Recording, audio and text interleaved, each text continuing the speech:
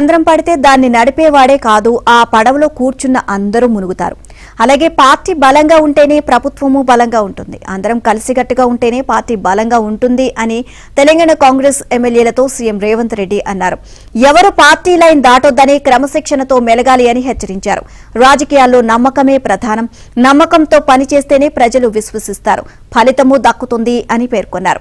ఎప్పుడూ నాయకుని ఆలోచన విధానం గురించి తెలుసుకుని పనిచేయాలని, రాహుల్ గాంధీ ఆలోచన విధానాన్ని అర్థం చేసుకుని రాష్ట్రంలో కులగణన, ఎస్సీ వర్గీకరణ నిర్ణయాలను తీసుకున్నామని రేవంత్ గుర్తు చేశారు. ఈ నిర్ణయాలతో తెలంగాణ ప్రభుత్వం దేశానికి ఆదర్శంగా నిలిచింది అన్నారు. ఇక మీదట తరచుగా కలుస్తూ ఉందామని, సమస్యలు ఏమైనా ఉంటే తన దృష్టికి తీసుకురావాలని వారికి సూచించారు.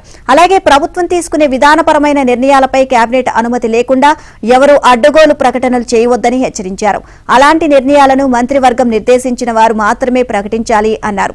సమగ్ర కులగణన సర్వే, ఎస్సీ వర్గీకరణ చారిత్రక నిర్ణయాలను దేశంలోనే మొదటిసారిగా తెలంగాణ ప్రభుత్వం వాటిని చేపట్టింది అని సీఎం ఈ భేటీలో పేర్కొన్నారు. నిధులకు కొరత ఉన్నా రైతు రుణమాఫీ అమలు, సన్నవడ్లకు బోనస్, 200 యూనిట్ల వరకు ఉచిత విద్యుత్, 500 రూపాయలకే వంట గ్యాస్, రైతు భరోసా తదితర పథకాలను అమలు చేస్తూ వస్తున్నామని అన్నారు.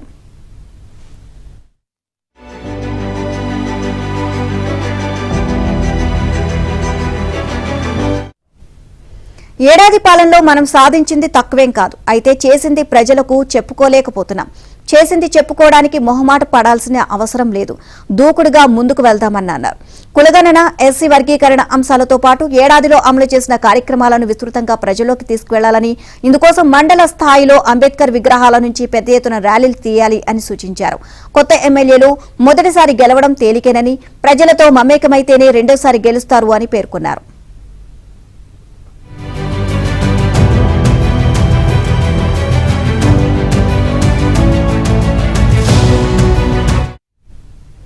కులగణన, ఎస్సీ వర్గీకరణ నిర్ణయాలపై నెలాఖరులోగా రాష్ట్రంలో 2 భారీ బహిరంగ సభలను నిర్వహించినట్లు సీఎం రేవంత్ రెడ్డి చెప్పారు. కులగణన సర్వేపై సూర్యాపేటలో లక్షలాది మందితో, ఎస్సీ వర్గీకరణపై గజ్వేల్ లేదా నర్సాపూర్లో భారీ బహిరంగ సభలు ఏర్పాటు చేయనున్నట్లు తెలియజేశారు.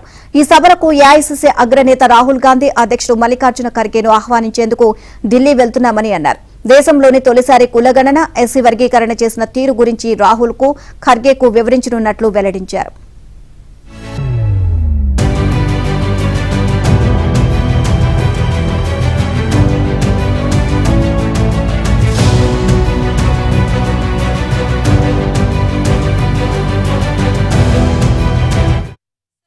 సీఎల్పీ సమావేశంలో పాల్గొన్న ఎమ్మెల్యేల్లో పలువురు తీన్మార్ మల్లన్న వ్యవహార శైలిని తప్పుపట్టారు.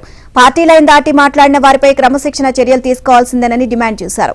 ఇక రైతు రుణమాఫీ, 200 యూనిట్ల వరకు ఉచిత విద్యుత్ లాంటి అనేక పథకాలు అమలు చేస్తున్నా వాటిని విస్తృతంగా ప్రజల్లోకి తీసుకువెళ్లలేకపోతున్నామని party MLC Jeevan Reddy, MLA Komatireddy Rajagopal Reddy ఆవేదన వెలిబుచ్చారు.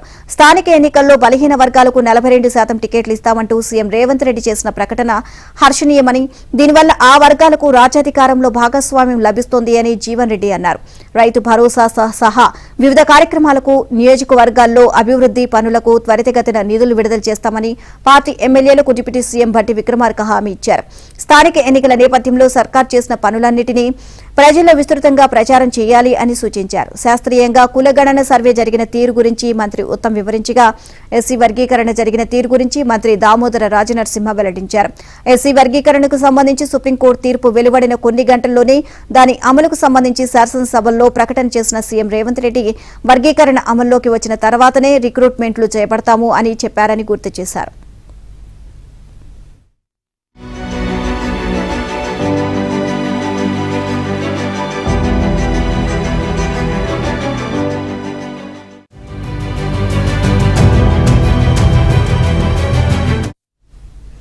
మరో 3 రోజుల్లో టీపీసీసీకి నూతన కార్యవర్గం ఏర్పాటు కానున్నట్లు టీపీసీసీ అధ్యక్షుడు మహేష్ కుమార్ గౌడ్ వెల్లడించారు. కార్యవర్గం కూర్పునకు సంబంధించి పార్టీ ఎమ్మెల్యేల అభిప్రాయాలు తీసుకున్నట్లు ఆయన తెలియజేశారు. స్థానిక ఎన్నికల్లో అనుసరించాల్సిన వ్యూహం, తీసుకోవాల్సిన జాగ్రత్తలతో పాటు ప్రభుత్వం ఇస్తున్న సంక్షేమ కార్యక్రమాల గురించి ప్రజలకు వివరించే కార్యాచరణను సూచించామని అన్నారు. కులగణన శాస్త్రీయంగా జరిగిన బీసీ సంఘాలను ప్రతిపక్షం తప్పుదో పట్టిస్తుంది అని, ఈ నేపథ్యంలో వాస్తవాలను ప్రజలకు వివరించాల్సిందిగా సూచించామని తెలియజేశారు. తెలంగాణ రాష్ట్రంలో ప్రభుత్వం తీసుకున్నటువంటి విప్లవాత్మక నిర్ణయం కాస్ట్ సెన్సస్ కులగణన మీద, అదేవిధంగా ఎస్సీ